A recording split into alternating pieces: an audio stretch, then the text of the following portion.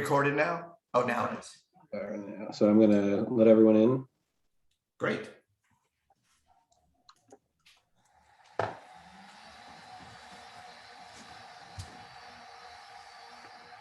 Hey, Mark. Hi, Gil.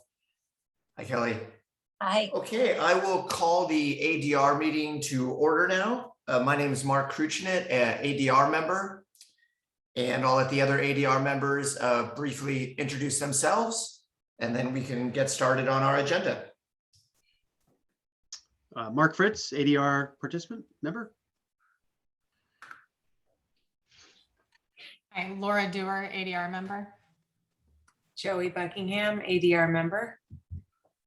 Good evening, Joey. Hi. Okay, great. So the first order of business is the approval of the minutes from the July 20th, 21 meeting. Have people read through that? Does someone want to either make suggestions for alterations or motion to approve those minutes? I can make a motion to approve, no alterations that I suggested.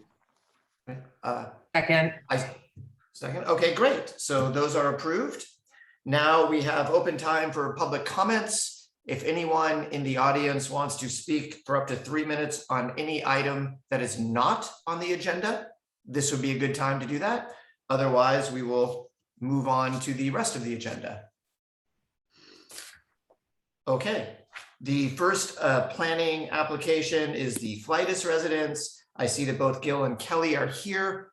Patrick will, just because I don't know who's in the audience, I can't see how many people there might be. For those of you that have not been in the ADR meetings before, the way we do it is Patrick introduces a project from the town perspective with a small summary, and then either the owners or their design team further presents the project. The ADR members ask questions or ask for clarifications if there are any. We then open up the agenda items to the public for any comments, whether or not you're a neighbor or someone else who's interested in the project. And after that, we bring it back to the ADR for our recommendations to the town council. Okay, so Patrick, would you like to start by introducing the project? Yes, let me just share my screen here.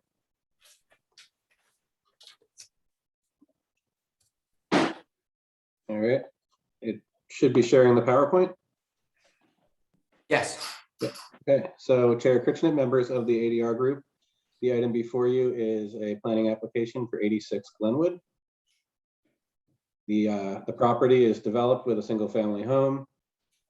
It's not considered a sloped property, it's a flat property. And yeah, it's the lot size is compliant with the current zoning district. What's being proposed is a pool and patio to go in the rear yard.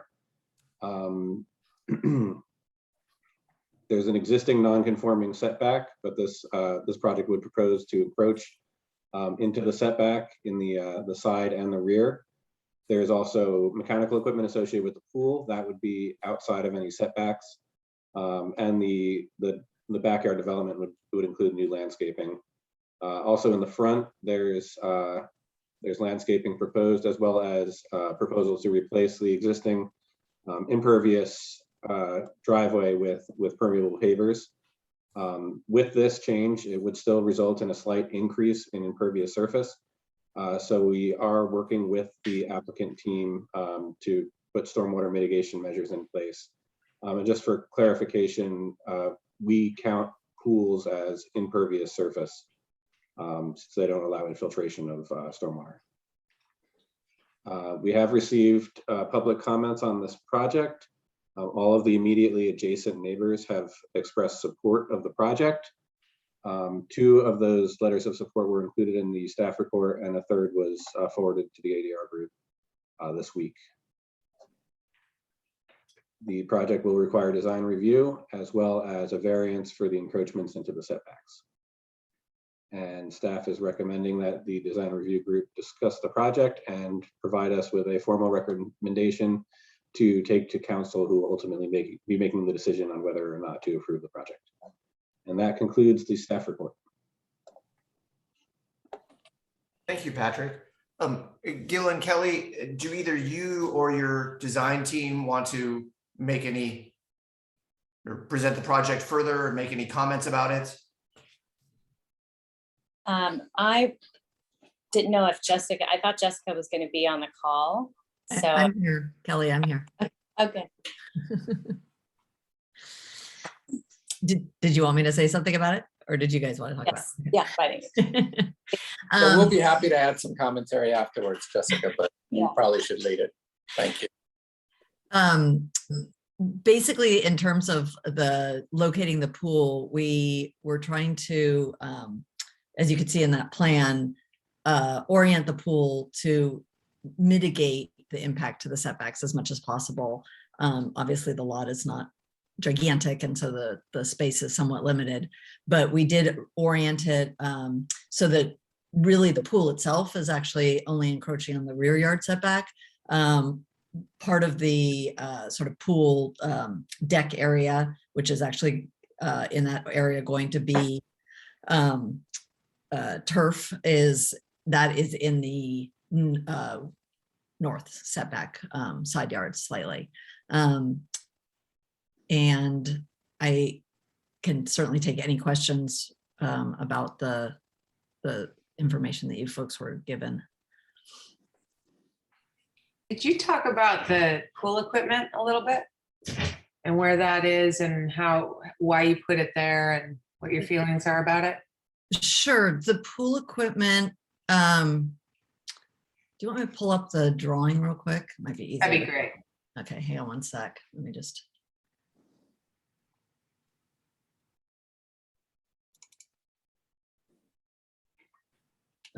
Let me share my screen.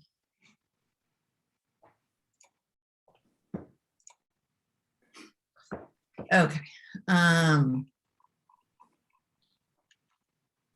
Okay, can you folks see the plan? Yes. Yes.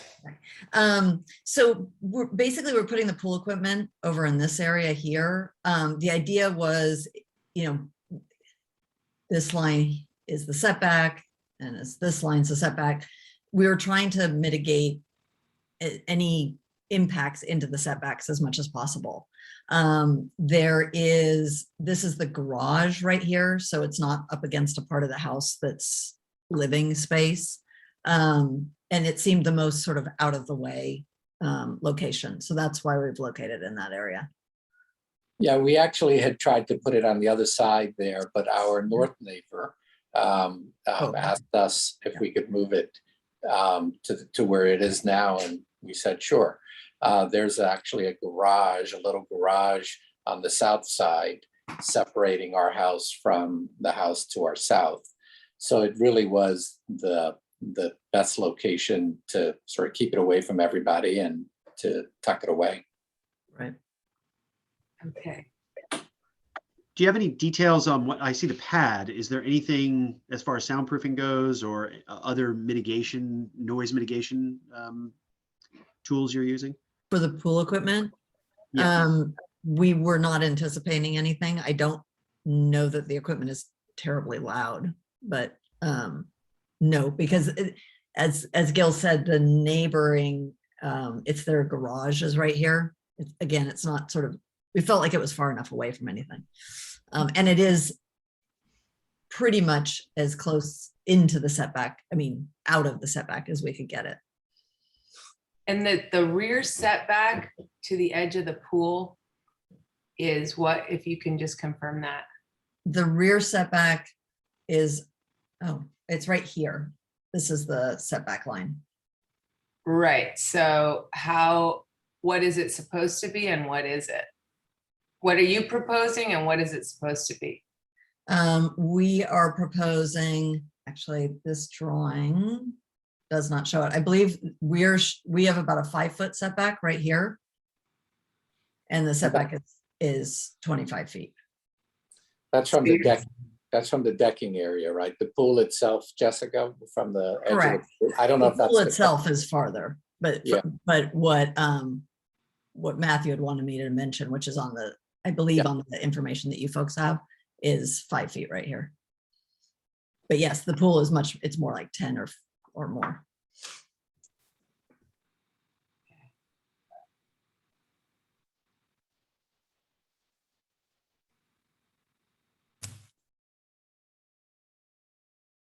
Laura, do you have any questions?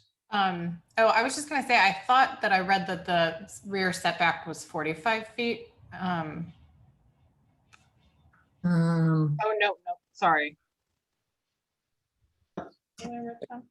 But I did have a question. This existing patio, is that, I didn't see that there. Is that design has changed some, or? No, this patio is part of a building permit that, I don't know, you went by the house?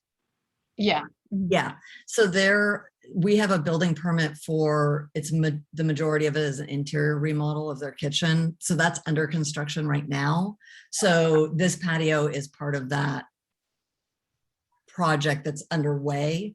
So it's not actually constructed yet, but it is approved as part of that original permit. Yeah. Little.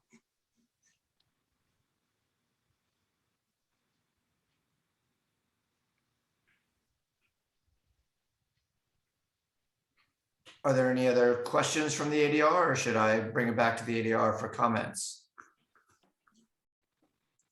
Public comments? Oh, yes, sorry. Are there any public comments from anyone in the audience? I can't see if anyone's raising their hands because of the way my screen is. I don't see any raised hands, Chair. Okay, thank you, Patrick.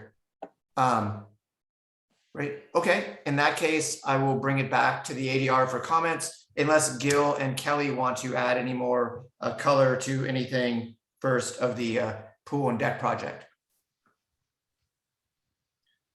Yeah, no, I mean, we've worked closely with Jessica and with Patrick and, obviously trying to be good neighbors to our immediate neighbors, but also just sensitive to the town itself. We have, since we moved into the house in 2009, we spent almost all of our time at this point, insulation, windows, electrical, et cetera. And we're finally getting to the landscaping. If you had a chance to go by the property, it looks that way, not because the interior is under construction, it's because it's looked that way since we've moved in. And it was about time we got it all done. So this is a project we'd love to get done, and we're open to your feedback and whatever we can do to make it better. We're more than open to. Sure. One thing before I have one of the other ADR members make more overall comments in regards to the pool equipment, because the area is adjacent to or even slightly in the setback on that side, and it's very slight. But most importantly, just for you, I would really recommend building an enclosure around it, and it will need some ventilation, but pool equipment's pretty noisy. And it often goes on, I think it has to run for like 6 to 8 hours a day just for the filtering the pool, even if it's really warm out and you don't need the heat. And we have it here at my house, fully enclosed with a door, and you can still hear it when you're within like 15 or 20 feet of it. So I would think for sure, even though that's adjacent to your garage, you will hear it, the murmur of it in other places, and it'll be much louder if you're sitting on your nice deck. So I would suggest building some kind of enclosure. It's also more attractive, just for your benefit. Yeah. So. Yeah, no, I think that's a given. I appreciate the strong advice. When we put in our sump pump, which is on the north side of our house originally, we came to learn also that even the little bit when it goes off, it makes a noise, it's annoying, and we wound up enclosing it completely. So yeah, we will, our plans would be to enclose that pool equipment, not just for aesthetic reasons, but for sound as well. Our son's bedroom is going to be right above it. I'm sure he'll be asking us. He'll be asking us. He sleeps soundly right now 13, but he might not at some point, so. If Mark, if I could just jump in to comment on Please. that same topic, just because it's a thematic. You have a grade change here in this particular project, and often we have seen or recommended folks to underground that pool equipment as well, in lieu of building a freestanding enclosure. Huh. So you have the opportunity, potential opportunity to bury it underneath that patio in some vault or some other system. You're excavating, you're building, having it sit on a pad and putting an enclosure around it, as Mark suggested, I think is an option.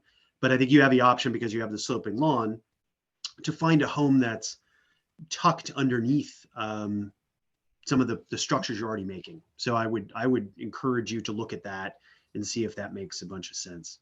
Okay, thank you. That's a great idea. And naturally it will It- help It'll dampen. be buried underneath and you won't hear a sound, possibly. That's just a thought. We've seen it done on a number of other projects that has been successful. So something to look Okay. at. Sloping that makes it a little easier to execute.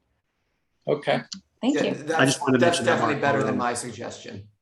No, your suggestion is step one. I think that's a must do, because over time, the pool equipment and pumps become more noisy and more noisy. Installed, usually pretty quiet, but over time they do produce more and more noise as they get older. So it's important to overcompensate at the outset. okay. Thank you. Joey or Laura, would you like to do overall comments on the projects and your recommendation or lack thereof? Why don't you start this round? Sure. So I think, I mean, the layout looks nice. The pool's a modest size. And I had the same questions about the pool enclosures, or the pool equipment enclosures. So we've already kind of covered that.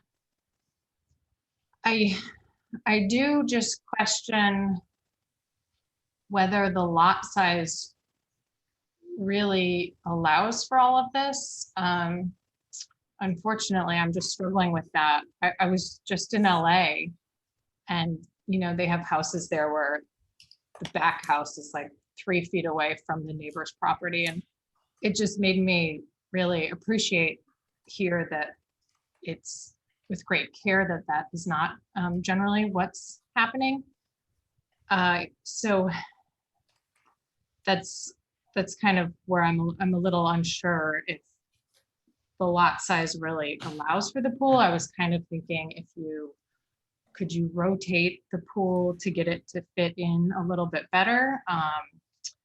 Or could that patio be reduced or moved back? I'm not sure.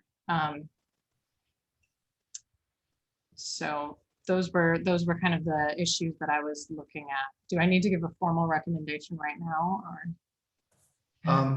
You can wait to hear other people. And Patrick, actually, now that Laura has said that, could you pull up the plans again and just screen share? Either Patrick or, I'm sorry, now I forget the name of the first presenter.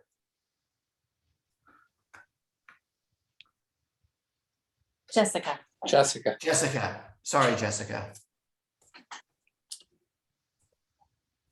Yeah, So what you were saying, Laura, is if you shortened that deck and rotated the pool, then it might be, I think right now it looks like it's at the closest corner, probably 12 to 15 feet from the property line. And if you rotated it, it would be another 10 feet back. And if you shorten the deck, it would be another 5 or more feet back, or 10 feet back. So it'd be like 25 feet-ish from the rear property line.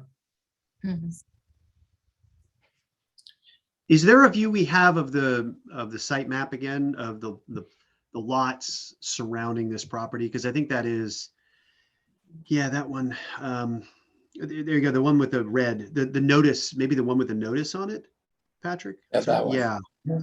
So I just want to maybe just point out in this conversation the unusual nature of the lot that's, I'm sorry, that's on the east side. It's a fairly unusual shaped lot, right? That's your your east border in the rear yard of your property. I think that's not habitable. It's not currently where the home is in relationship to that eastern border. Is that correct? Correct. Correct. That's just a big backyard. They've got a there. huge yard and they can't see our property. They can't, that's the Joanna that had written the letter. Right. We can't see their house, their pool, nothing. That we are so far back from where they're living and where that back area is just, Yeah, it's not something, they don't hear us and we never hear them. Will that ever be, that's a really good point.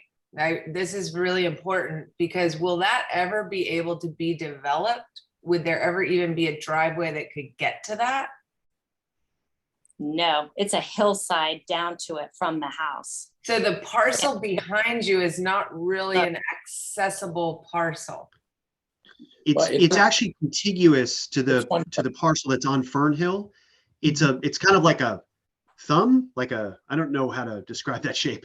But it's that property coming all the way from Fernhill, wrapping around the corner lot that goes down. That's why I brought it up. It's very unusual, and I've been back there, and I think there's maybe a playhouse back there or something. There's or maybe gardens.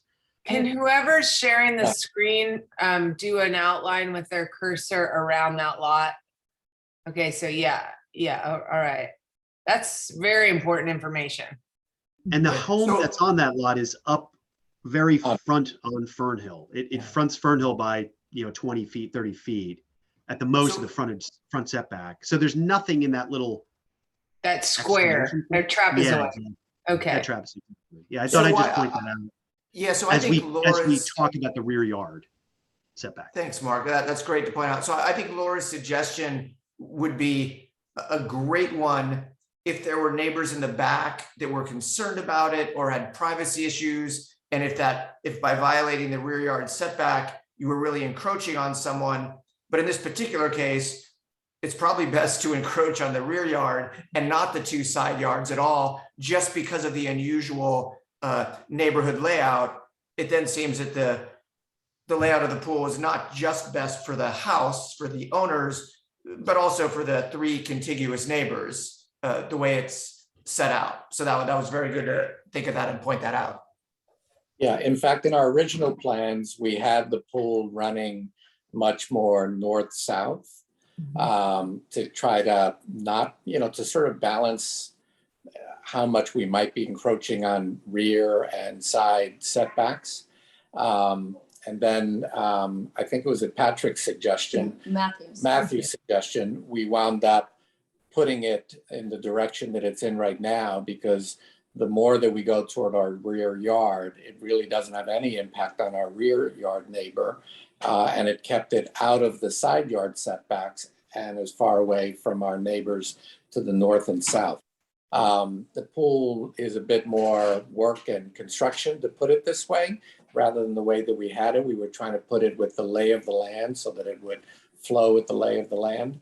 But in order to try to minimize, encroachments in the side yard setbacks, and given that there really was no one in the rear yard that it would impact, we put it the way it is. Yeah. So it's Okay. Matt. Thank you. Laura, did you have any further comments, or should I open it up to someone else? No, I think that was everything I had. Thank you. Thank you. Thanks. Thank you, Laura. Joey? Okay, well, it's so funny. I was kind of practicing my speech about this tough thing I was gonna have to say and make another enemy, that, wow, this just is, the backyard setback was, the encroachment was too awful. And we had turned so many down with much less egregious setback violations. But after seeing that, I understand that there, every time we grant a variance or we say this would be okay, we have to have findings. There has to be a reason, or the next person comes the next month and says, well, you let these people do that. How come we, so you have to be very careful, even if you think, oh, this one wouldn't be that big of a deal. There's been people who've been turned down for 5 feet encroach, so you have to be consistent. Anyway, what I'm saying is that little piece of information just changed my mind. So I could support it. I appreciate how it was brought out of the side yard setbacks. And given that lot is kind of uninhabitable, the back lot, I don't think that encroachment, because I was going to say that's way too much. You can't encroach that much into the setback, but I could support it. I really encourage you to really think hard about the pool equipment.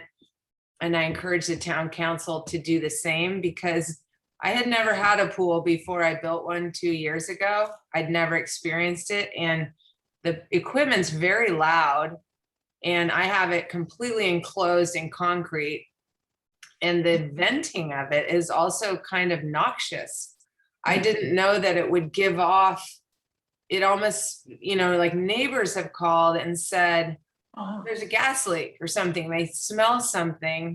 And I've had the pool guy out so many times saying there's something wrong with this. And they will say, no, that's just when it fires up in the winter, it kicks off a little bit of gas.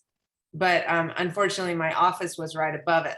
So we had to devise a whole way to exhaust the system in a better way and get it away from the house. And we didn't have a lot of room. So what I am saying is I support the project, but you really should get that pool equipment very well insulated and vented, like figure out where the venting is going, because it could be going right up into your kitchen. And I had 2 or 3 experts tell me that this was normal.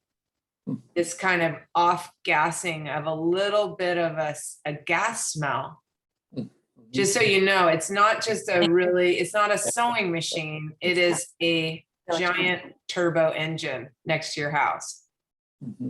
So to wrap it up, I do support your project, but you do need to figure out the pool equipment. Okay. Yeah. Thank you. Thank you. By the time we get to the council, we will certainly confirm that we'll be at minimum enclosing it, if it's not clear from the current plans. And the idea of burning it sounds awesome. I mean, Yeah. we will certainly explore that as a way of further mitigating it in every which way. So I appreciate that. You'll be happy with that. Yeah, okay. Okay. Great. And I would concur with everything Joey said there, both about the location of the pool, the setback violation, and the venting of the pool equipment, and the making sure it's as quiet as possible, both for you and also your neighbors. Mark? I think you're on mute now, Mark. Thank you. Yeah, no additional comments other than I would look at the southeastern corner where the setbacks meet, right where your deck, underneath that corner. I would keep it out of the setbacks, but I would tuck it underneath that southeastern corner of your raised patio. It's away from the house. It's in the side, it's not in the side yard setback. It's not in the rear yard setback. And you could possibly find a way to invent it, as Joey was describing. Other than that, I don't have any further comments. Great. Great. And Laura, did you now want to wrap up your comments with a suggestion for either approval or non-approval? Yeah, I mean, I still feel like it's a lot for a smaller lot size, but based on the new information about the rear lot being like, there's not the neighbor's house right there, I think I can get on board with it to approve. Yeah, that's it. Okay, thank you, Laura. Okay, Patrick, I think you have enough from all of us. Great. Thank you to the owners and their design team. And we we will now move on to the Newell Road Trust Residence at 3 Newell Road. Thank you very much, guys. Have a good night, and thank you Thank for you. your time and service to the town. Thank Um, you. We know it's volunteering and takes a lot of time and thought, so we appreciate it. Thank you. Thank you. Good luck. Thank you. All right, Patrick, would you like to present the next project?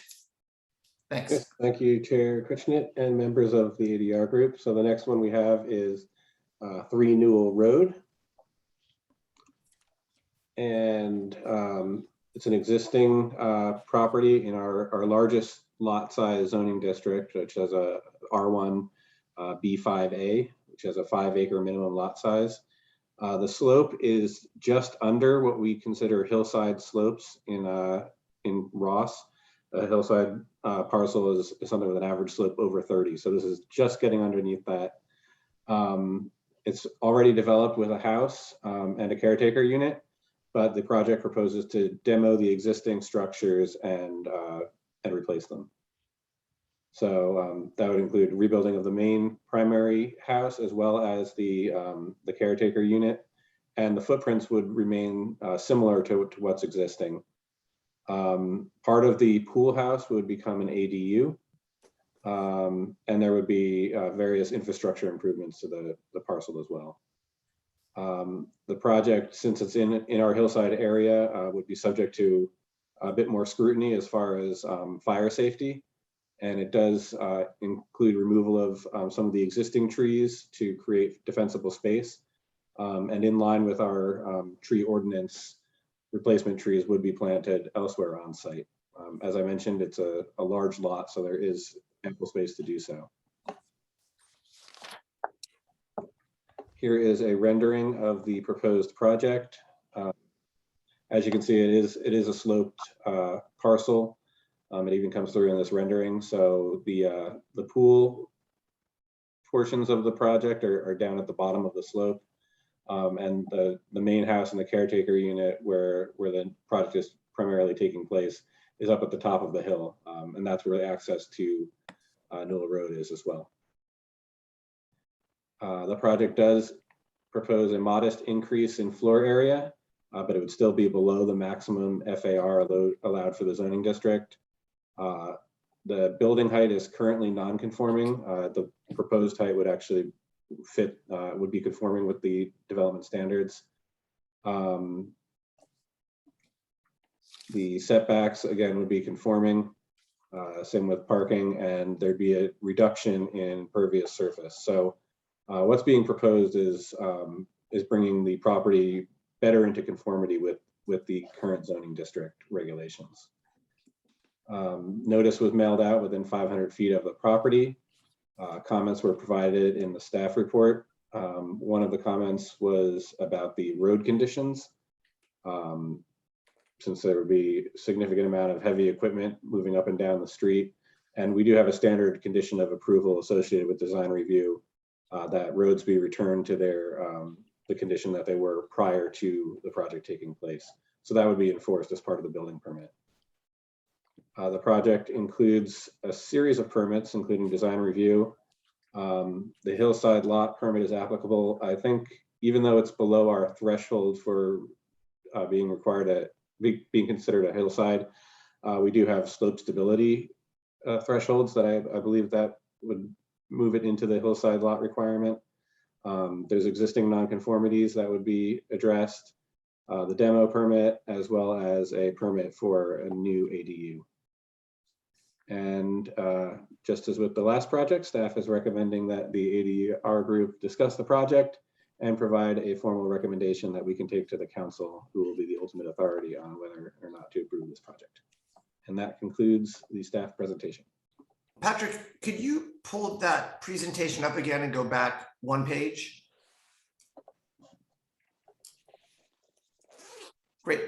When the team's presenting, as you're about to do momentarily, can you please, for our benefit, go over the nonconformity permit with the renovated existing accessory building and replacement pool with non-conforming side yard setbacks? And just as you're talking and walking us through everything, just point that out as part of it, please? Yes. Thanks.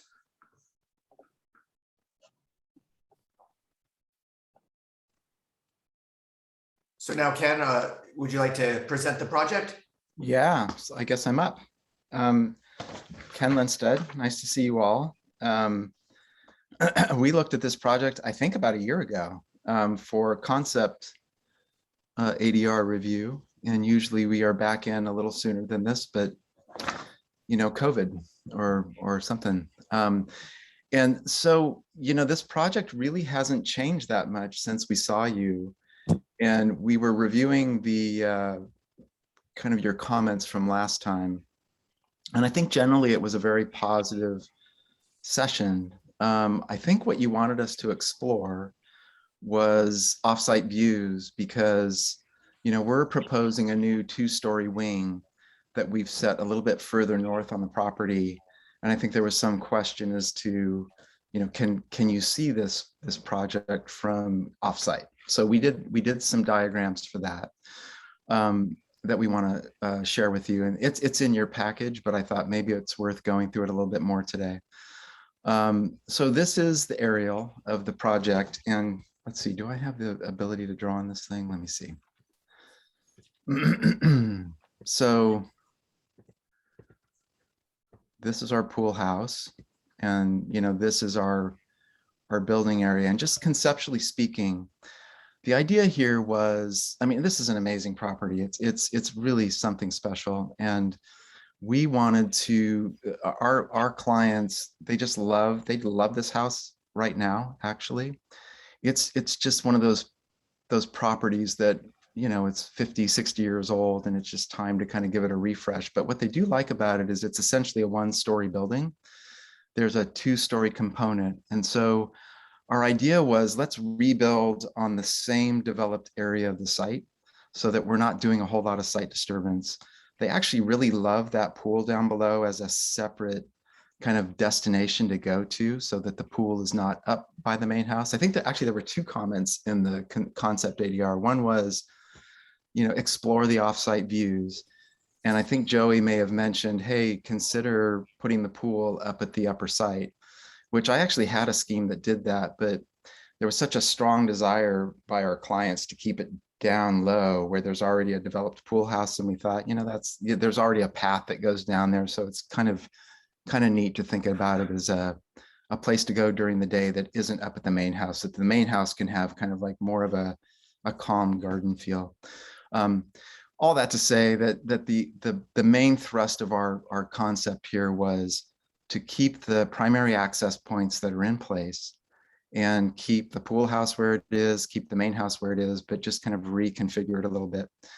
So if we go to the next one, these, just to refresh your memory for those who may not have been able to visit the site, this is the existing house with these really lovely views of Mount Tam.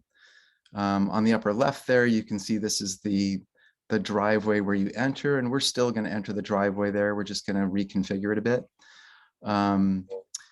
So those are existing photos. So let's go to the next one. This is a good diagram to show you the red outline is the existing house. So the way I was thinking of this, the design of this was, it's pretty much kind of like it's a continuous almost extrusion of a 1-story house that sits at the top of the hill. And I was interested in breaking it apart into like 3 or 4. We actually have 4. Let's see, I would say, you know, this is a building. The main house here reads as a building. We've got this little office wing that is kind of its own separate pavilion. And then we've got the garage. And the idea was that you could have views through all of these. So it kind of breaks up the mass a little bit. So when you arrive in this courtyard here, there are views through this breezeway. So you can, you know, that it just takes what was kind of a continuous mass and breaks it into component parts. And you can see that's essentially on the same pad that exists. The one exception here is we've added a great room kind of outside of these existing envelope, although it kind of sits in the existing terrace that's out there to the south of the house. but we also wanted to keep these existing pathways. They're quite lovely. There's stone walls that we want to keep. This pool is something they love, but we did, and Mark, to your question about where's the nonconformity, it's right here because we're adding a pool that goes out beyond the side yard setback. And we're doing that so that we can actually get a cover in this thing. But the idea here was we think that maybe this is an okay nonconformity because that existing retaining wall is already there. So we're just kind of digging a hole in a different spot on the existing terrace, and it really has zero impact on anybody's privacy, or that's right down by the road. Okay, next slide. And this I'm was, sorry, just go ahead. let me interrupt for 1 second to ask a question. That pool house structure, Yes. is that existing and just being redone? I didn't walk down there. I looked down there, but I did not walk down to the pool. Yeah, let's go back, Jessica, to the last slide. That exists. We are basically keeping that exact footprint, but we're reconfiguring this area right here to have an ADU. So right now it's only changing rooms. There's like a his and hers changing room down there. So we're just doing a changing room for the pool here, but we're converting this area to a bedroom. So it feels it's more of an ADU unit as opposed to just changing rooms. But other than that, this entire structure stays as it is from a footprint standpoint. So we're not modifying that, except the roof. We're modifying the roof form, but to the positive because we're reducing it. So it's already non-conforming, but you're turning it into an ADU. Exactly, but we're not making anything we're not exacerbating the mass at all on this. I think the non-conformity is the pool, because you see where that elliptical pool right now is just inside the setback, and our pool is really kind of gonna stick out. It's this little triangle right here, so that we can get a pool that is coverable, so to speak. And Joey, my understanding of the state ADU requirements is even if they cut off that area, the ADU, and just had the pool house as part of their project, by right, they could just rebuild that ADU anywhere on the property as long as they were 4 feet away from the rear setback. Yeah. So just to remind you, sorry, go on, Ken, thank you for that explanation. Okay, yeah, happy to talk about that more. Okay, so this was our initial landscape plan that Janelle Hobart put together from our concept review. I just wanted to remind you that this is what you all saw before. Pre-drought. Yeah. Okay, No. so this was the concept a year ago, and I would say that it's essentially the same. However, we're not digging as far back under the house now. We're trying to really step this down the hill, so we're not digging as much. We had this idea of doing kind of a little bridge out to an elevator to get us down to the pool. There's an existing elevator on this property that we're going to abandon.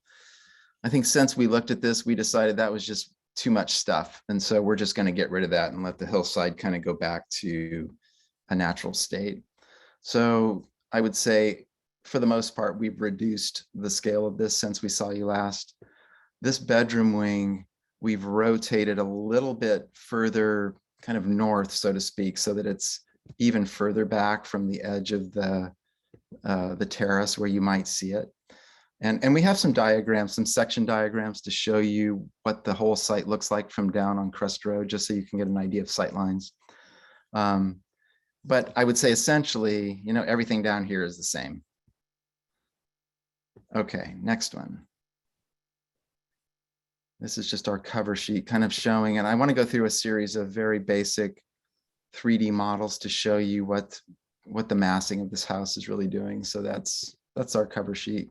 Let's go to the next one. Okay, so the idea is you've seen it before, and I just want to talk about it a little bit more. This is our this is our one and only 2-story wing on the property.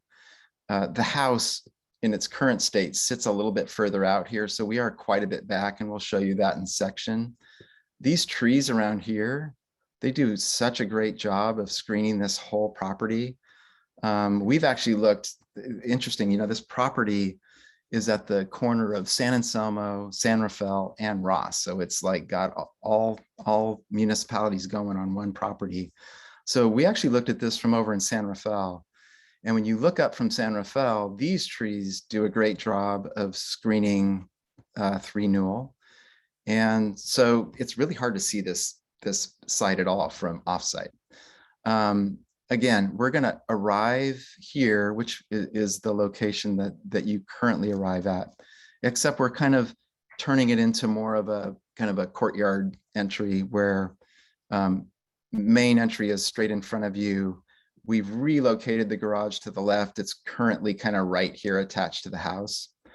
And this is all reading as a 1-story structure, and then it steps down the hill. Okay, next slide. This is just kind of showing you, this is all the existing walls that are on the property. We're going to kind of, maybe we may rebuild this gate, but for now we're keeping it as is. Okay, next slide.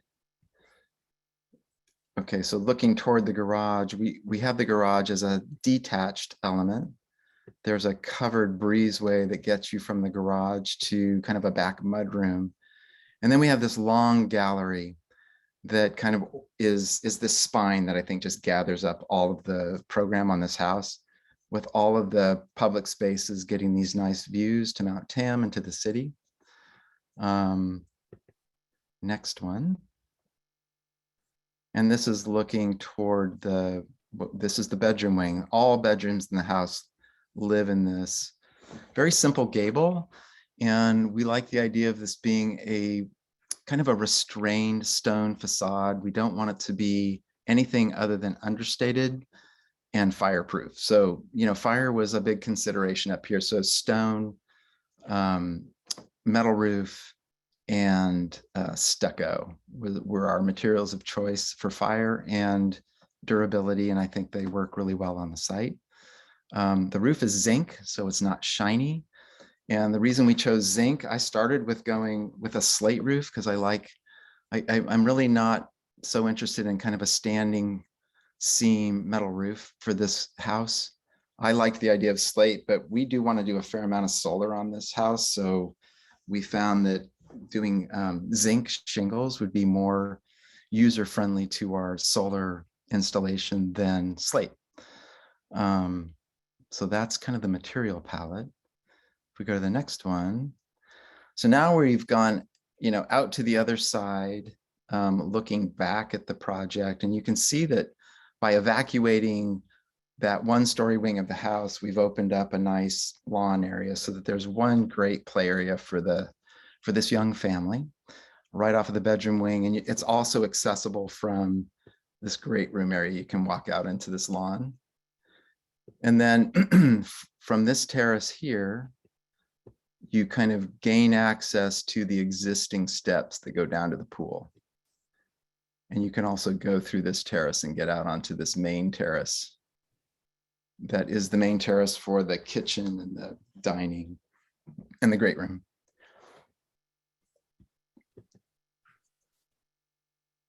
This is if we're out on the lawn. Very diagrammatic. I think Janelle will improve upon this slide.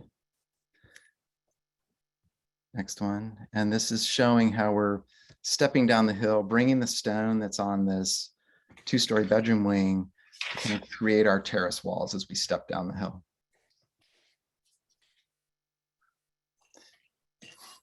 And this is from the other corner of the house as you're climbing up the road here. And this is our office pavilion. And I've kind of set the link that actually there's kind of this gallery form that turns the corner here, disengages us from the main form of the house to our corner wing here. And we're stepping this down because the grade is getting a little steeper here. Form's getting a little taller. So this is what I was saying, when it's 4 forms, it's kind of this one, this one, this one, and this one. And then let's see, this is kind of heading down the hill. You can see that this is our existing pool house with our existing path down. We've also created a little path from our downstairs rec room to find a way to the pool. And we also have, so this area down below here is our caretaker's unit. And they can get access by coming down exterior stairs to a side entry, or you could continue down and find your way down to the pool, so that this ADU here, people parking up here can find their way down to this area. We really didn't want to cut into Crest down here because it's a whole lot of grading and just isn't very convenient for Crest down there. And then that's just so there are some windows back here now. We decided just to enclose all of, it's kind of an outdoor living space that my clients love and we want to keep it. There's a little kitchen over here and we want to repurpose all of it, but just kind of leave it as it was designed.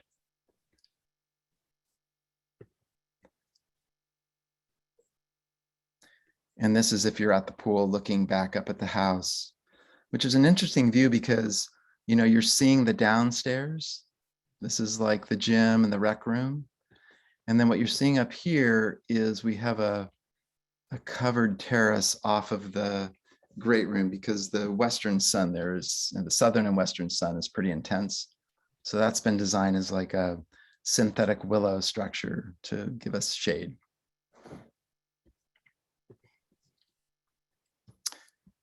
And let's see. Okay, so this is a site plan showing the existing house, just so you kind of have a reminder of where it sits on the property. And then the next one is our house showing the red dotted line is where the existing development. So essentially kind of in the same spot. The prior submittal that we showed you at concept had this over here, our 2-story wing.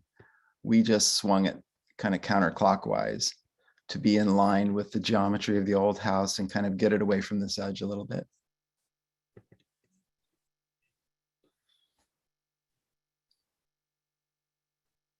Site plan. I think this is in your set. I think I want to get to these sections. And you know, these are in your set. And I don't know how much you guys want to get into these, but you know, it was difficult for us to find any place in Ross where you can actually see this house. And Matthew, our planner, suggested, you know, go to Mount Baldy and see what it looks like from over there. So, you know, here's Baldy, here's our site. And then we took photos. And, you know, I don't even know what to say. Like, it's hard to kind of decide whether this is going to have any impact. And my answer is no, because you can hardly see the house, but we'll show you in section what's happening. This one I think is down from Ross Common. We wondered if you could see it from there. Next slide is our view from there. You kind of can't see it. And then Matthew had us go to San Rafael and take a view from 4th Street, see what we could see. And interestingly, you know, you can see, you know, this is 3 Newell, but those trees that I was showing you, these are trees on the property and they just completely screen the house. So I have one question in this exercise. Do you have any graphic representation of what the trees will look like when the fire department is done with you, having you take out what they want you to take out? Because this has been a problem before where we didn't realize how many trees the fire department was going to make you take out. Yeah, we do have that. And maybe we can go back to the plan and show you, but none of these trees are going to get impacted. These are all kind of out beyond the edge of the development. And they're really big trees. And we can show you that in the story pole plans as well, but those aren't slated to come out. Just as long as they stay. Yeah, exactly. Okay. And then the next one is taken from a water tower that is up the hill off of 4th Street that Matthew wanted us to take a look at. And again, you can see the house at 5 Pomeroy but we are hidden behind these trees. I see you have Tam from there. Hmm. And these are just, if you're down on Crest Road looking up, you're pretty much seeing a whole lot of screening down there. But we wanted to show you the views from Crest, because we have sections from Crest Road that assume no trees, but this is kind of what you see when you're down there. And that will remain. Well, I believe most of that is going to remain. I may have Janelle comment on that. Am I muted? Yeah, Janelle, are we keeping, what are you doing down on the road there? Well, interesting enough, there's a lot of ivy. So we're clearing out all the ivy. And the idea was to kind of restore the property over time to more of an oak woodland. So there's a lot of little surprises living in there, sort of native plantings that we hope to preserve. And I think the intent on this project is, Ken used the word understated. I think it's to play up the woodland and keep the property more understated, especially from the views into the property as well as the client's views out.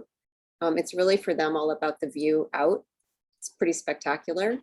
And it's, this house is surrounded already by this marvelous oak woodland, and the puzzle is how to maintain that, make the fire department happy, and also enhance the structure so that it's pretty much embedded in the woods. So there's a lot of variables at play, but I think this is more of a restoration project from our point of view. Does that make sense? Yeah. I was Great. just wondering, like, from the road below, how much of that greenery is going to be gone? You know, when we're talking about the pool house and the, Yeah, this is a great, like, we were down here looking up, Mhm. and that woodland is so dense. I don't know, Janelle, I'm not going to Okay, speak for okay. you, but a lot of times you kind of preserve the understory, or you clear some of the understory so that for fire, but you always leave the canopy of the trees, and the canopy of those trees is always going to act as a screening, because they just climb all the way up this hill. And I guess the point of this diagram is to show that this is the edge of our terrace, and just a sight line. The red dashed line is the existing house. This is our new 2-story structure, which we've pushed 20 feet back on the property. And so it's actually less visible than the old 2-story wing was. And then there's also a portion of our project that is, the 2-story component of our project is bigger than the prior or the existing 2-story. So the next slide would be where we daylight as a 2-story, where it used to be a 1-story. And this is the existing house. And again, we're way back, and you can see that the sight line is always kind of above where the development's going to be. And so the offsite views, you know, Baldy is kind of looking down on it. Ross Commons is kind of, the angle is going to be kind of like this, but it's really kind of a non-factor in my mind. Okay, great. And by the way, these are the trees that exist that we're not being required to take out. They do have a distance away from the house, the fire department, that they would like us to keep clear. But these trees are okay, but they're really tall. And these are the ones that completely screen it from San Rafael, and just kind of in general screen the property from 3 sides. Thanks. Do we have any more, Jessica, or was that it? I think that's it. Okay, that's it. So yeah, and if you have any questions, happy to answer. Great. Thank you for that thorough presentation from many different angles. Do any of the EDR members have follow-up questions before we open it up to the public for questions or comments? I do have one quick question, and I apologize, you might have just covered it now, but my power blew and I had to like reset up my computer. So for the views, like when you're up on Pomeroy Road, is the new massing visible? I didn't get a chance to drive up that road to check, but I just was curious if you studied that. Actually, so Jessica, do we have those story pole plans anywhere that could be viewed? Yes, I have the video. Do you want that one? Oh, that might be good. A little video. So this is standing on the roof. And there is a house next door that I think can see us, right? That's the one. Well, we'll see it in a minute. This is looking towards San Rafael. 5 Pomeroy becomes visible. 5 Pomeroy, right, which is down.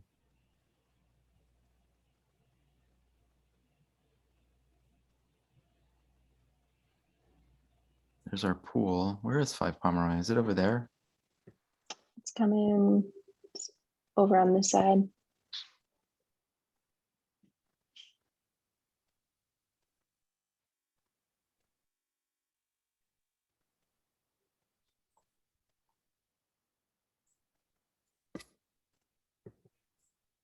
It's pretty dramatic how slow it is. So Laura, I don't know that I answered your question, but let's see, what are you pointing at there, I Jessica? think it's on, it would 5 Pomeroy, it'd be over on this side. Yeah. Yeah, that was helpful. Okay, thank you.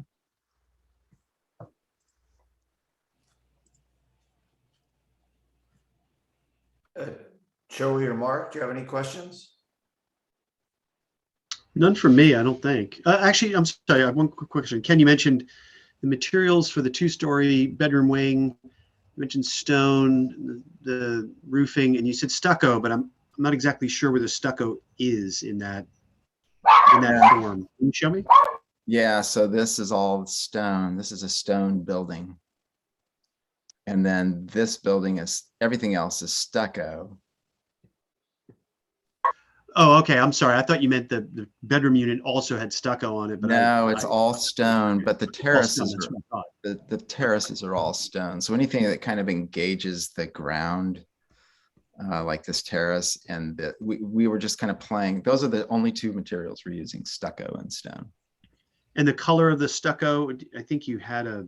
It's a little lighter. You know, I know we're not trying to, the house right now is bright white. We want this to be more of a kind of an off-white that works, you know, with the, not being too reflective up there, but we do like this idea of it being a lighter color contrasted with the gray of the stone.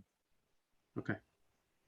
I actually have a question that has nothing to do with planning, but I'm curious about your design. When I was up there this morning, and I may have misread it, but the story poles of the main communal space seemed like it was not directly oriented toward the view of Tam. It was also almost turned a little bit like side shoulder to Tam.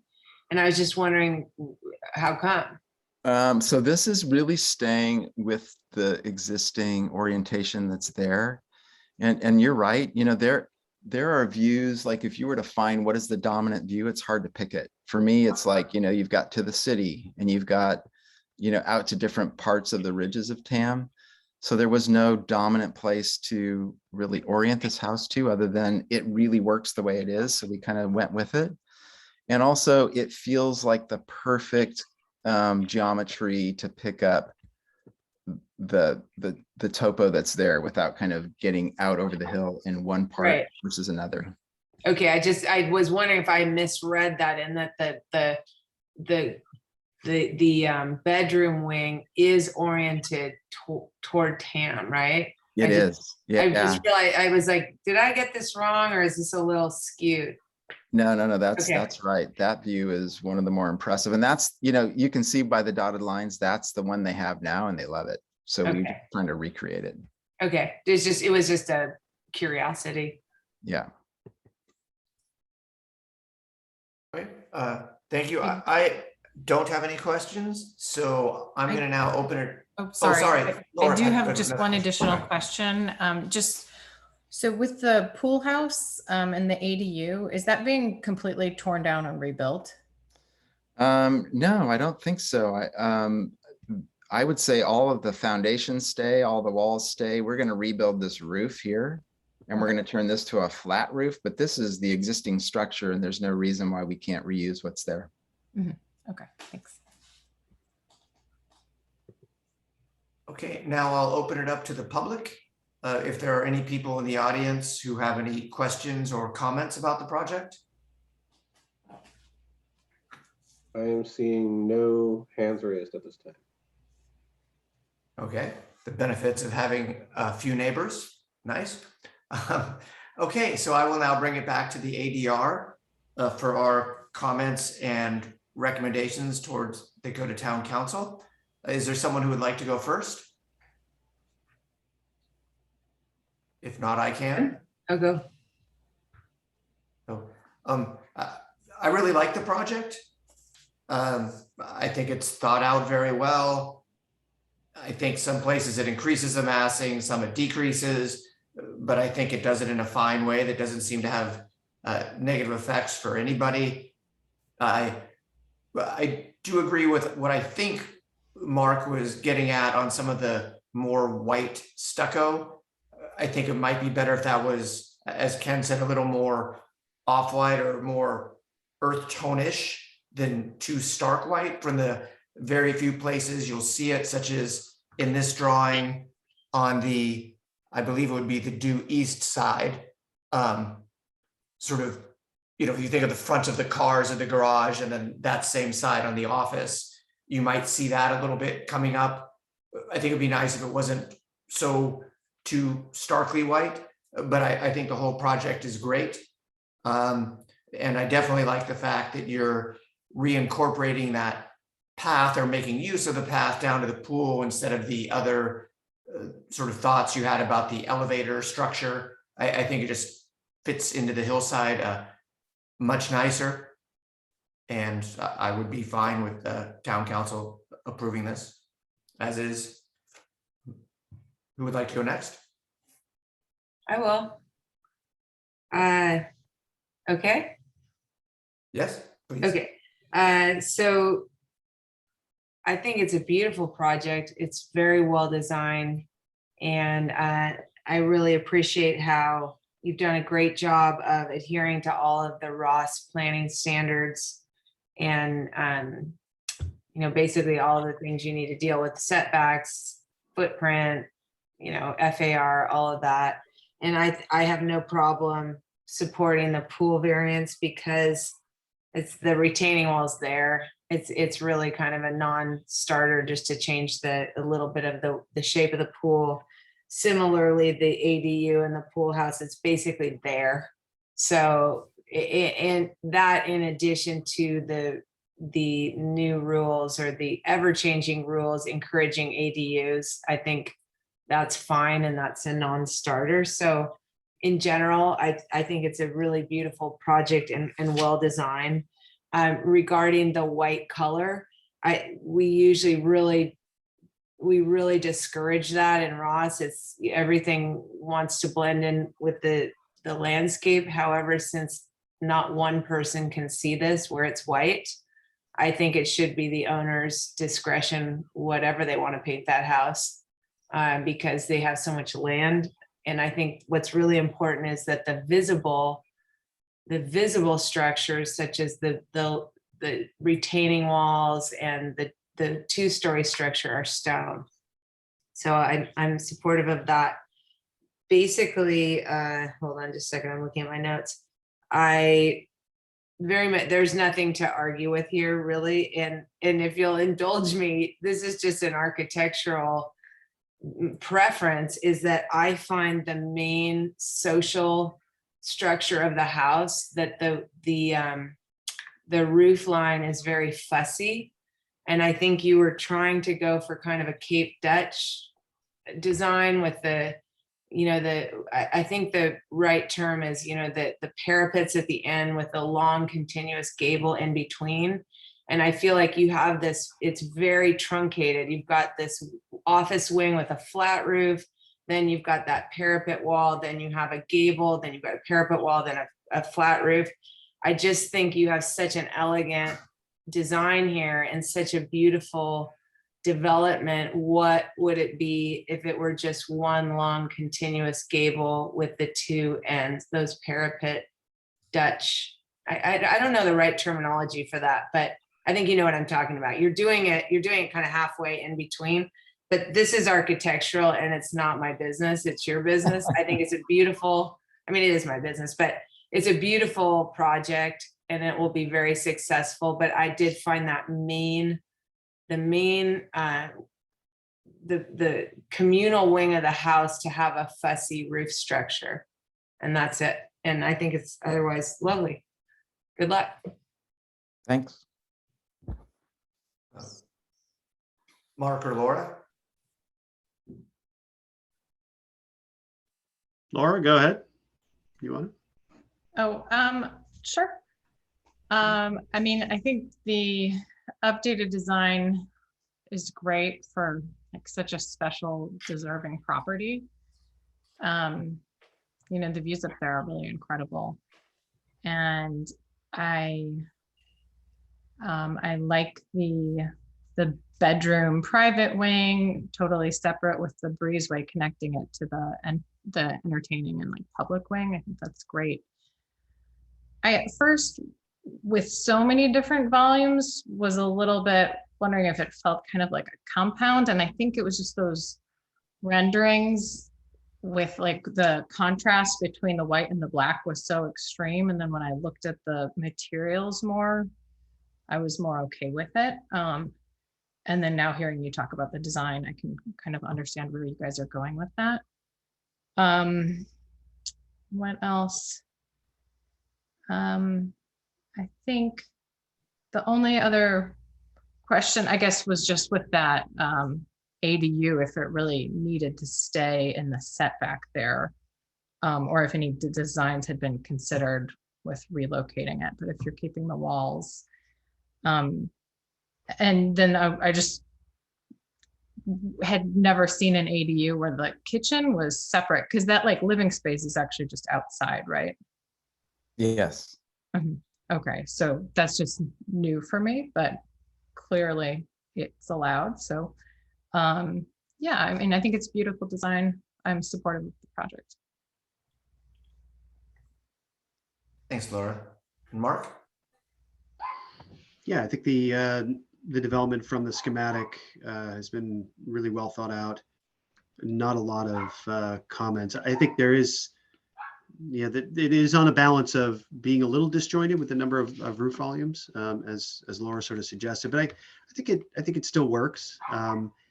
I think my only hesitation, and this is hard to say, but the pool and the pool house and the ADU, it's hard to see a development of this scale still have nonconformities with a lot of this scale, with with the amount of money going to be spent on the project. It's hard to find findings for that little, mostly exterior building to remain, and the pool to be extended further into a setback. It's hard for me to. I get why, and I appreciate the decision making there, but I wondered.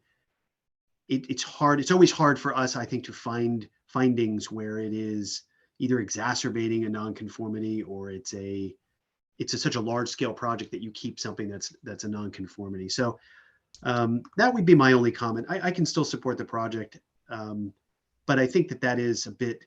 It would be hard for me if I was in Patrick's position or Matthew's position to have to justify why those nonconformities between the pool and the pool house, the ADU, would exist on a property of this scale. With a redevelopment of this scale, it would seem to me that there could be other solutions that warrant tucking that into the setbacks.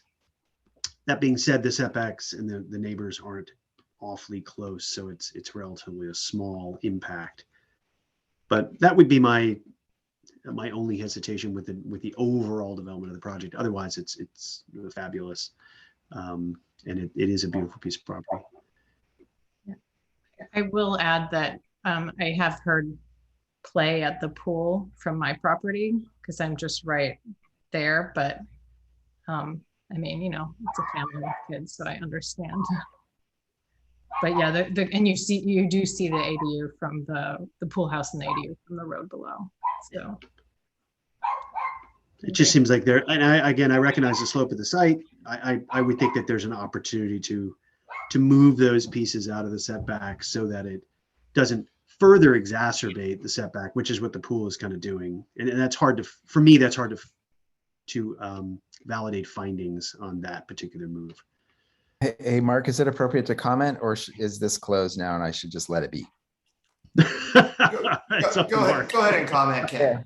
Okay, so I This hate is a letting open stuff like forum. that I would sit. love to hear, Okay. again. Well, and I totally appreciate what you're saying. The only reason I wanted to comment on it is, the oak trees, the way this site works and the way this path works, there's like an existing vibe down there that they love it. And if it's working, you can imagine to tear this all apart and try to put it up here somewhere.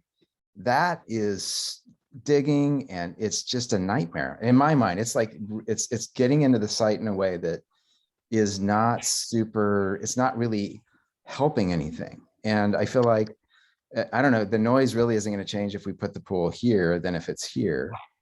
And part of me is like, if I can keep something and not change it, that seems like a benefit to everybody. Pool up here is a whole different animal. So I don't know. I guess the only thing I wanted to say is preserving some of the existing site elements that exist, if it's not causing a problem to a neighbor or making something visually worse, it seemed like a real positive to me. So, and I understand the spirit of what you're saying.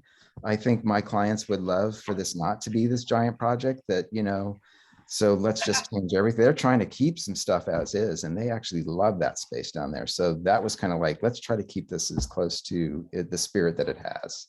So that's Sure. And I appreciate that. And that's Ken, that's why I can say I can support the project, because I do understand the logic and the sort of thought process that went into that. Yeah. Sometimes, and I made myself clear, sometimes you look at the scope of a project and you think, okay, you're already digging a pool down there. That's going to be fairly disruptive. Yeah. However, I appreciate the other considerations. It's, it's a minor comment on an overall, elegant project. Right. And I hope I said that in a very non-defensive way. No, you did. I'm not trying to, I don't take it. We're here to have that discussion and to make sure you've explored the areas that, that are outside of the bounds of the, outside the bounds of the conformities, right? So that's an area that I would say, okay, I see why you did it. I still don't like it. I get it. Okay. Yep. Great. All right. Thank you, Ken. Thanks, Mark. Okay, Patrick, I think you have enough from all of us. Do you need any further clarification, or are you all good? Definitely had enough. All right. Well, thank you, everybody. Thank you for the presentation, Ken and team. And now we will move on to the next item, the Ross Common Landscape Improvement.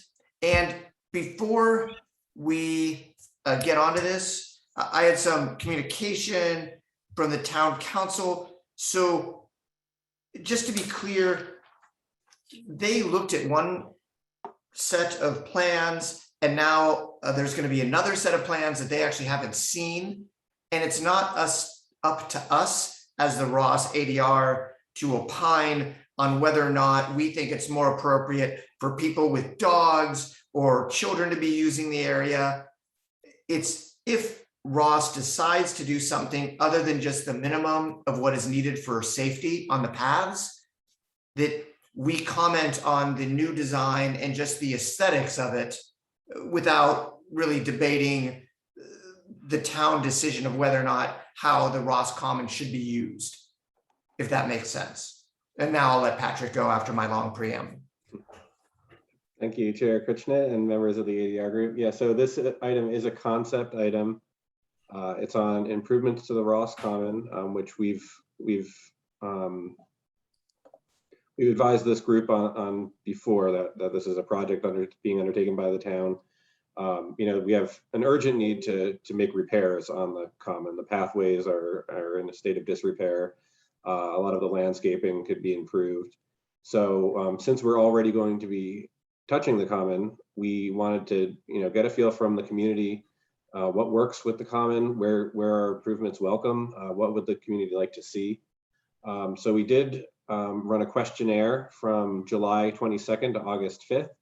Got a great response rate from the community, and kind of a broad spectrum of interests on what people would like to see with the common, but a prevailing theme was that it's a great amenity for the town right now as it is, and there's not much that needs to be done to change it. So so that's kind of been our marching orders with this is, you know, how can we tweak it and make it and improve it without an overall overhaul to the park, because it is a beloved park and it's serving the community really well.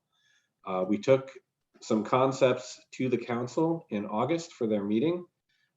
They reviewed those concepts and provided kind of direction on where we should focus these improvements as they move forward into a plan. And the goal is to bring it back in front of the council as a draft plan, which will include, you know, immediate improvements, ones that, as we have funding available now, we're going to be getting some state funding to cover both the planning and some of the improvements. So what are immediate improvements that we can make, and then what are some other amenities that we might look at as funding becomes available in the future? So it's kind of a roadmap for how the common is developed in the future, if at all.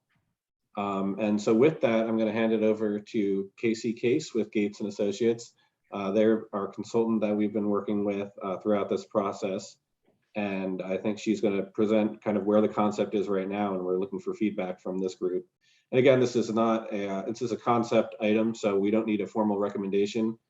We just like input and guidance from this wonderful resource that the town has. Great, thank you guys. I'm gonna share my screen. Okay, so let me know if you can see the screen and if you can hear me. Yes to both. Awesome. Okay, thank you. So thanks, you guys. I'll try to be efficient with our time because I loved watching the two prior, but I know that people start to get tired eventually. So we had the pleasure of presenting our preliminary concept to town council. We got some feedback and would really just love to hear some insights from you guys tonight on some of the revisions we've made, just because we value your input. Also, town council recommended that you guys should weigh in on it as well. So what you're looking at are some conceptual ideas for how we could do some of the overall long-term improvements for Roscommon that we'd like to look at as a master plan level, and then think about how we can tease those out, some in the short term, some in the long term. But we think it's best to look at it as one big opportunity so that if we do make smaller improvements along the way, they're feeding into a longer term goal. So we broke it out into these areas of focus because this is where we felt like some of the improvements could use a little more attention and discussion. So with that, our first opportunity that we wanted to address is improvements on the main lawn. So there have been some studies done in the past that have talked about the options for improving that. So that is a high priority to get the grass in a more resilient environment and allow it to be greener and less patchy throughout the year. In addition to that, we'd love an opportunity to provide a storage and screening area closer between the campus and the play lawn area. And some of the screening we'd like to do there would be some evergreen opportunities that are hiding any of the unsightly elements, but still allowing some visibility so it's not a safety issue. We also, in the light of screening and plant hedges, would like to reinvigorate the hedge that currently creates the boundary between the Roscommon roadway and the Roscommon grass turf recreation experience.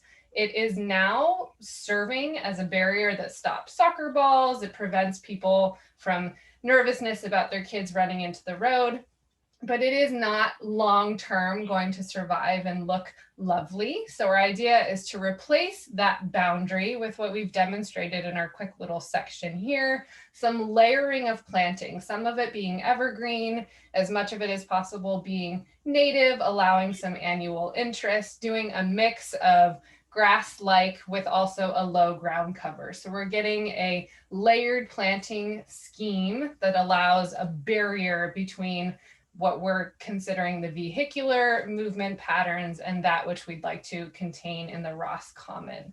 I had a couple of pictures from the nearby Marin Art and Garden Center that I think is not directly applicable, but similar to what we'd like to do. And then I grabbed a couple others that demonstrate some of the mix of the spiky as well as lobed planting, adding in some different textures and colors and making sure that we have a mix of evergreen so that we're always keeping a boundary. In the Grove area, there was some feedback from the community that they would love more seating opportunities. So in here, we liked the idea of closer to this knuckle where it's accessible from drop off, as well as those circulating around Ross Common to have some seating opportunities, which could be a mixture of benches and picnic tables, or one or the other fairly interchangeable, but keeping them close to the pathway. So maybe in this zone, there can be bark mulch and better appropriate material for under the trees. So we're not trying to keep grass alive in an environment that's maybe too shady. In this crossing zone, we'd like to create more of a distinction between the travel of the vehicle and the pedestrian. So we're proposing an idea that enhances this crossing potentially with just restriping of what's already happening in the walkway, or an enhancement that may have a different pattern or even a slight lift to it. This is still in the works. We're just studying some of the options there. In addition to that, we'd like to look at some of the opportunities for shortening the extent that pedestrians would be in the roadway. And some of those are considering the idea of removing a 15-minute stall in this zone closer to the parking lot exit and allowing this other 15-minute one to remain, but then taking advantage of an unused bus loading zone in this area closer to Redwood Drive, so we're not losing parking. We also liked the idea of taking the blue mail drop box that exists right here in front of the post office and placing it so that those moving in and out of the parking lot can drop it immediately from their car. With that, it opens up a little more connectivity and space to what we'd ultimately like to program in the current green lawn area adjacent to the post office. So you see we're shooting this blue guy elsewhere. We're reclaiming this parking spot for a bulb out and planting on this side, and on the opposite side, this existing striping would be replaced with planting. And then on the opposite side of that crosswalk, we'd like to create a landing space as well as an arrival entry to the common. And I think as it is now, you can see our green hedge. So we'd like to maintain a green hedge that would hug around this little landing space, but consider an opportunity to create some engagement area where there could be tables and chairs or some pots and just a little zone for people to linger before or after getting mail, before or after picking up kids, maybe even after grabbing pizza from down the street, just allowing a little opportunity for some more social interaction. And this is where that area would land now. And in general, we'd like to keep all of the trees. We have no ambitions of adding paving anywhere that it's going to cause us to remove trees. And in addition to that, you can see on our site plan, we'd actually be adding some in, just allowing for that opportunity of succession. So when some of these trees that are existing there, which are lovely and mature, begin to age out of their lifespan, some of those that we've put in sooner than later are not quite as young. And so that removal of these mature trees doesn't feel quite as dramatic and drastic. And then in this zone next to the post office, we have two programming ideas. So what we're showing on the concept is our programming idea for a game, interactive, social area on this side. And what we think would look great there is, again, opening up that area where we currently have the post mailbox drop, and instead removing some of that planting and allowing people to flow into this area that has some game tables. So some of what we've showed here are chests or chutes and ladders, whatever may be fun. Could be a mix of picnic tables as well. And at the opposite end, adding some bocce courts, which maybe could be interchangeable with horseshoe pits or cornhole, just allowing some game and social zones. The other opportunity for this space is to not have the game tables or bocce courts, and instead to fence in this zone with a wooden, nice looking fence and creating a distinct dog area. So the programming in here can even be, versatile depending on the needs of the space and what the residents would really like to see and feel like they may use. Casey, if you don't mind me jumping in, Yes. a third alternative is keep it the way it is. Sure. Right now it's an existing green space, and so it doesn't have to be reprogrammed. It can remain that way. So that's also an option that the council will be considering. Yes, thank you. And then we heard some feedback from the community as well, that we'd like a greater connection between the downtown merchants area. And a lot of people will grab food here and they want somewhere to eat it. And the addition of these picnic tables has been well received. They're well used. So one of our ideas was to create a little corner mini area here that allows more seating or potentially dining opportunities. So it would just take some of the trash cans here, scoot them to the other side of this tree, give them a little landing pad that's surrounded by some planting for a little more screening, and then open up this area with some new concrete and give an opportunity for some dining or lounging or benching areas. So that creates a bit of an entry arrival point that happens at this corner, as well as at the crossing from the post office.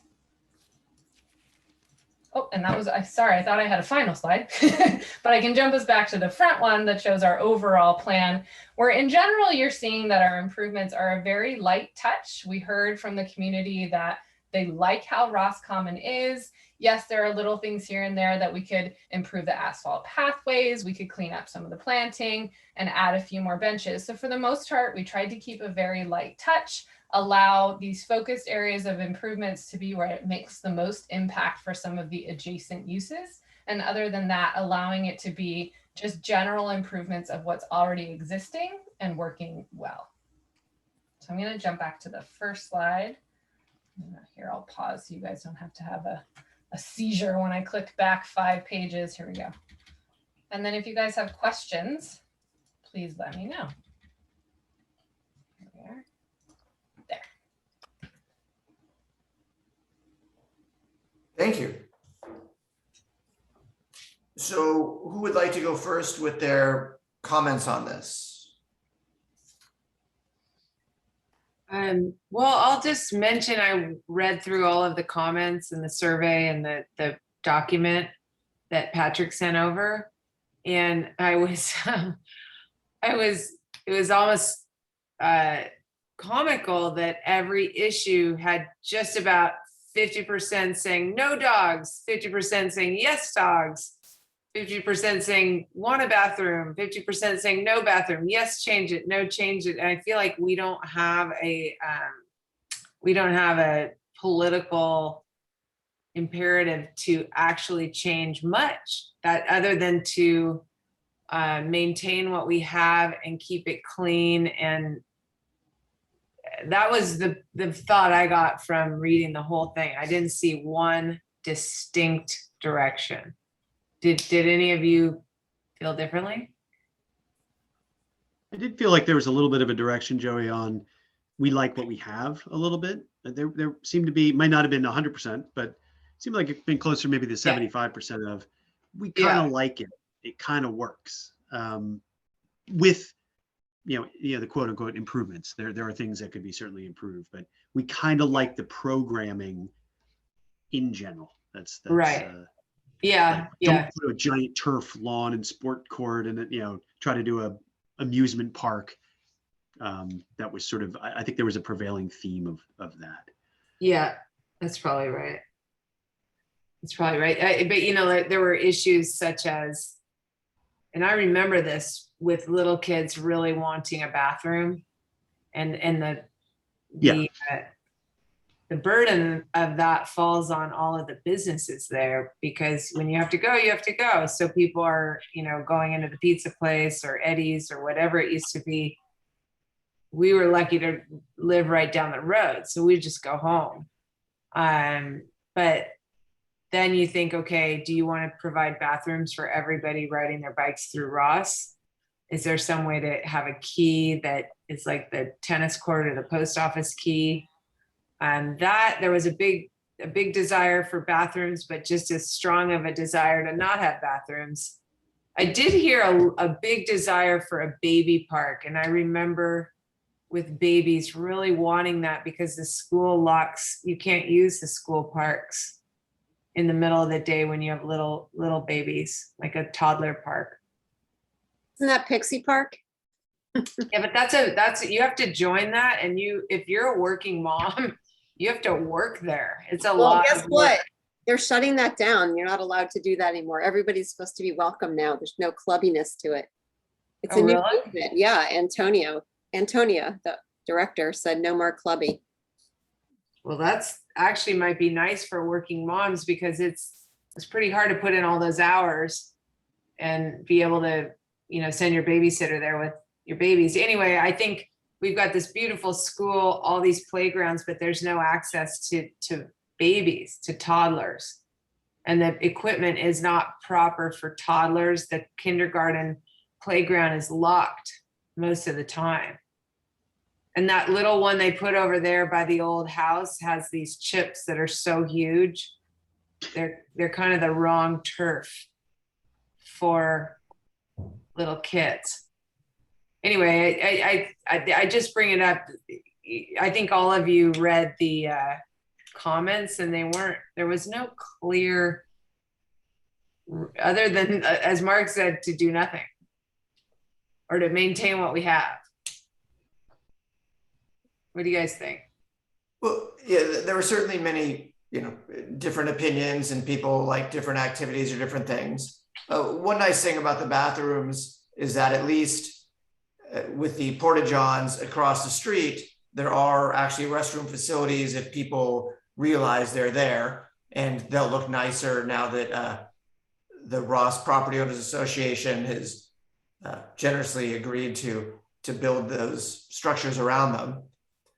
I do think that the popularity of the picnic tables near Tony Tudo's that didn't used to exist sort of shows that by having a bit more seating around there, people actually will make use of it, even though they might not be able to envision it before it's there.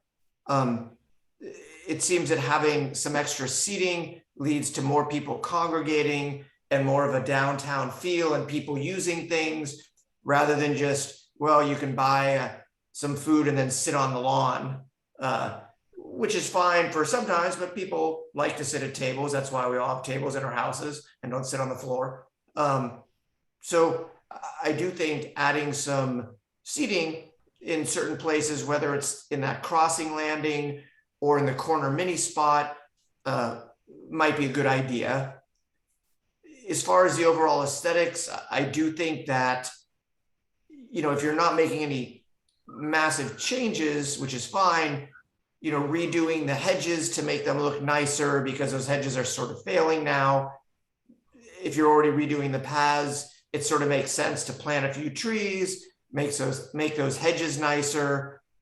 And I do also think that the crosswalk, although it would be a shock to people to see something different there, a lot of towns you pass through, whether it's Mill Valley or somewhere else, when they redo a crosswalk in a way to make it safer, a couple months down the road, everybody sort of looks at it and says, oh yeah, that's nicer and much safer. And we didn't think of that before, but having a crosswalk that's much shorter where cars slow down more because they notice it more, it might be a nice thing.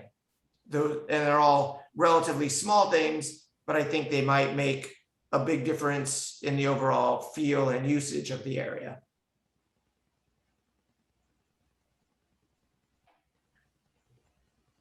Is there an opportunity to just ask a question of Patrick? The sort of new section that we used to have a home up there in the sort of, from this map, it's really in the southwest corner, that area up there.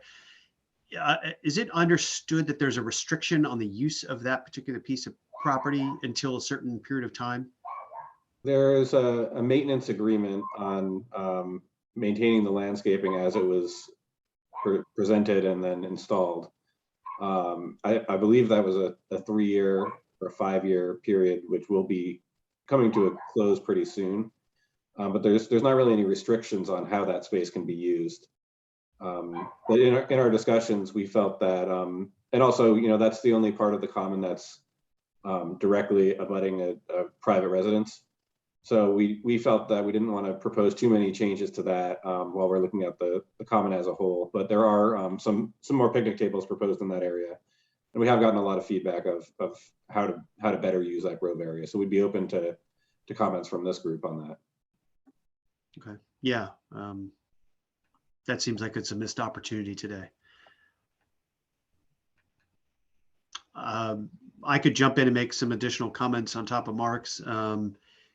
I think the approach is solid, right? Breaking it up in these zones. I've lived here for 20 plus years and had kids go through the school, and the use of the common is actually fairly flexible, which is great. I do think this strengthening the connection between the post office and the common itself is sorely needed from an architectural perspective. There used to be an arbor that was cut down. I don't even think that was actually on axis. That was sort of adjacent axis. It was thoroughly annoying for the symmetry architectural person within me. So I think there's an opportunity there to strengthen that. I like the sort of traffic calming measure on the west side as well. I think that's smart. I think the corner mini spot, right? I think that's probably the area of the common that needs the most help. Along Redwood Drive, we added those tables. It's nice. I could actually see that area being more formal, right? Maybe having a little more hardscape with tables that are either permanently fixed or flexible to move around. But that zone seems to be an area, because it's adjacent to the commercial spot, that should be more formalized. Whereas you move north across the common, becomes less and less formal as far as either hardscape treatments or pathway treatments, et cetera. So that's, I kind of like that idea. How to incorporate that with the backstop at the baseball field, I think you guys can figure that out. But right now, that's the area that probably needs the most help, in my opinion. I think there needs to be some, I know you mentioned something on the west side near that extra little park about screening. Yeah, that area up there. There's a need to have storage to some degree in relationship to the common. I think, right, there's some soccer goals get tucked in there at times. It's sort of a leftover blob of blackberry bush and whatnot that's odd on that corner of the new area. And the sort of where the soccer goals get tucked back in that corner way up southwest. I think there needs to be something a bit more formal there, whether it's a storage building that's pleasantly designed and we can, as a town, stick goals, stick things that we use to have the town dinner or other 4th of July parades. We have that need. Right now we're using that over at the firehouse parking lot, I think. So I think the common could have a building like that. It's large enough scale space to have some sort of storage or maintenance, quote unquote maintenance storage area. That seems like a pretty natural spot for it up in that corner. As far as post office green goes, to Patrick's point, I think it could stay as is. It's a relatively narrow space and long. I think connecting it to the post office would make it more usable. Right now, it's, the crosswalk is way at the end of Lagunitas Road, or it's back near the post office. So you don't see that space utilized that frequently. More so once we close it off to dogs in the Grove, but now that's opened back up, less and less people are using that post office green. And prior to that, for 10 or 15 years, no one would ever be over there. So they think there's an opportunity to leverage that space more, whether it gets a formal bocce ball court, tables with, chess or checkers or whatnot, is kind of interesting. Not sure it's needed, but I do think the connection between the post office and that space is lacking, right? It's sort of found space, but it could be more formal. I think that those are my main comments, and Elizabeth knows my thoughts on bathrooms. She's listened to a few RPOA meetings. There is some conversations about helping possibly opening up the bathrooms that are adjacent to the blacktop at the school for more hours and leveraging those as an opportunity. So the people that are playing on the lawn and having games on the weekend, have somewhere safe to go instead of crossing the street, going over to a porta potty. That's a terrible solution for a town of our stature, and in my opinion. So I think those are my initial comments. Oh, one more. I would say that the hedge that you're suggesting to replace, obviously that totally needs it. I think you mostly displace rats. But it should be substantial in nature. That does get a lot of quote unquote sort of abuse, right? Dogs, soccer balls, etc. So what you have proposed might be a little too delicate to take a beating along that, dual pathway left and right. So I would advocate for something that is pretty durable as far as a planting goes, because between the varieties of uses that gets, it will be beat up very quickly and probably won't look great.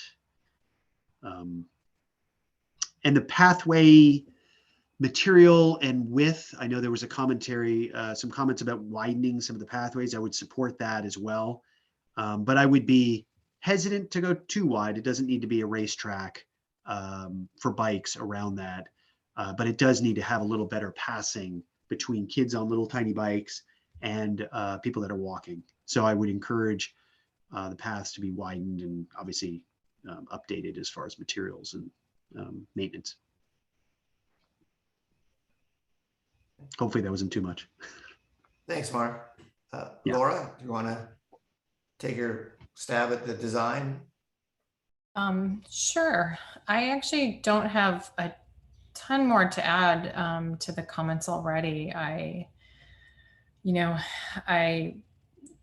appreciate the kind of light touch with the design. I think adding the crossing landing and the corner mini spot, adding some kind of like built-in seating, maybe not like picnic tables really, but more like kind of cafe seating or something.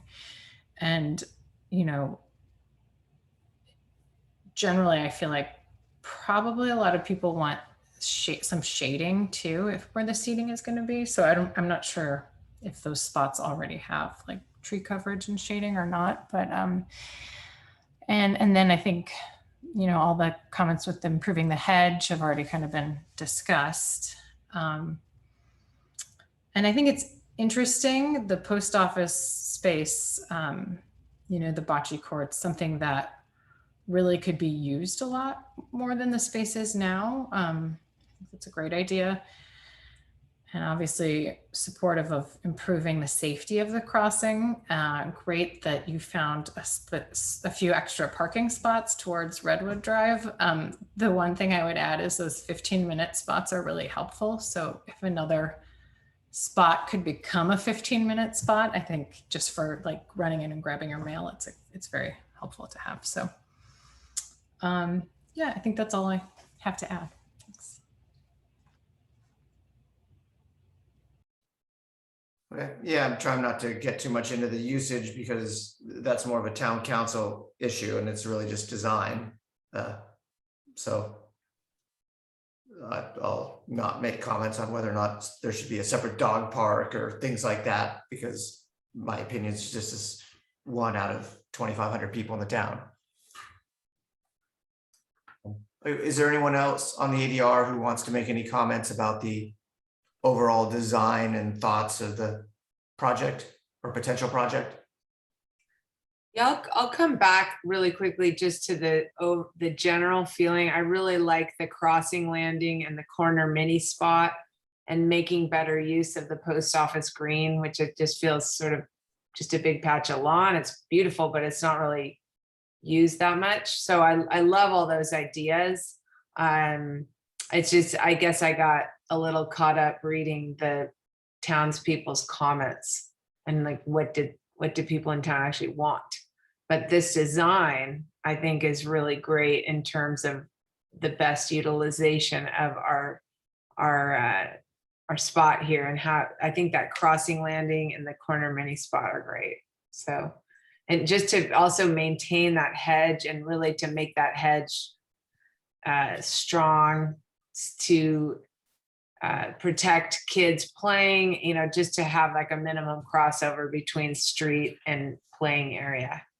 I think either maintain it or make it better. Those are my comments. Thanks. All right. Well, thank you everyone for your comments. Patrick, should we then wrap up this agenda item? Did we give an opportunity for the public to comment? I don't recall. I'm sorry, for who? For the public to Oh, the comment? public, I'm sorry, no, we did not. Is there anyone in the public that wants to comment on the design aspects of this project? Well, I'm still on the call. This is Janelle Hobart. And over the last 23 years, I've joined Joey on a lot of councils and sort of reviewing the design for this. And I think there's a lot of really good ideas here, but how do they execute it? How do we move it forward? It seems like it's never going to happen. And there's so many good ideas here that could be implemented. Does anyone have any suggestions? Is it a So fundraiser? Janelle, that's a great question, but it's 100% up to the town council, and they will be talking about this exact plan at a town council meeting. Okay. And that's really not what we're supposed to opine on here as ADR members, because we're just supposed to talk about the actual design aspects of it. But I think it's an excellent question, and you should definitely raise it at the upcoming town council meeting where they will once again open this item up for public comment. Thank you. Yeah, I would second that only in that I'm having flashbacks to analyzing a very complicated redo of the traffic in front of the post office. And I forget when that was, but it was one of my first rounds on the ADR. And we did the exact same thing. And I don't know where the money was coming from at that time and how the money didn't happen. But we spent a couple of sessions going over in detail a complete redesign of this space, as well as I think we even opined on San Anselmo and the St. Anselm's parking lot and a whole bunch of things down at that end of town. I just wonder, is this academic, or is there money there? Chair, if you don't mind, I can just jump in with a quick background on the project. We Please. are anticipating Prop 68 funds, which are non-competitive, that will apply towards this project. And the council also considered the improvements to the common, not knowing what necessarily they would be, but that we did have to do some immediate repairs and improvements. So that's been budgeted into our planning budget. So there is already funding allocated to doing some of these improvements. And as I mentioned at the beginning, we're looking at what are we going to do now, and then what are some long-term goals. But there will definitely be improvement occurring in the common. Great, thank you. Hey, you, Patrick, Pat. one last question, and Mark, maybe this is something to be thinking about, but just having a giant grass lawn in the town, I know that some of that is irrigated by well water. Is that something we should be, just the sustainability element of design, let's put it that way, we should be thinking about that as a town. And I wasn't sure if we need to be thinking about anything in regards to flood. This is still in the floodplain. I just put it out there as a thing that we maybe should think about. I don't know what that would be, but those two elements of when it rains, it pours, and then when it doesn't rain, we have, a terrible common. Yeah, so just something to put in the mix of conversation for the council. Thanks, Mark. All right, great. Okay, great. I will close this agenda item and we can move on to communications from the staff, if there are any, other than the fact that our next meeting is October 19th. Yep, I think that's all the communication I have. I also mentioned at our last meeting that with the governor's executive order due to expire at the end of September, as far as remote meetings, everyone's kind of scrambling to plan whether or not we need to move back to in-person meetings and how that will look. There has been a new executive order that allows for us to, each jurisdiction, to locally decide whether or not they want to return to in-person meetings. So that's something that the council is going to be discussing, but we'll probably follow in the council's direction. Okay, thank you, Patrick. Okay, well, thank you everybody for your time. Mark, enjoy your evening stroll tonight or soon. I look forward to hearing from you. And I motion that we adjourn the meeting. Second. Hey.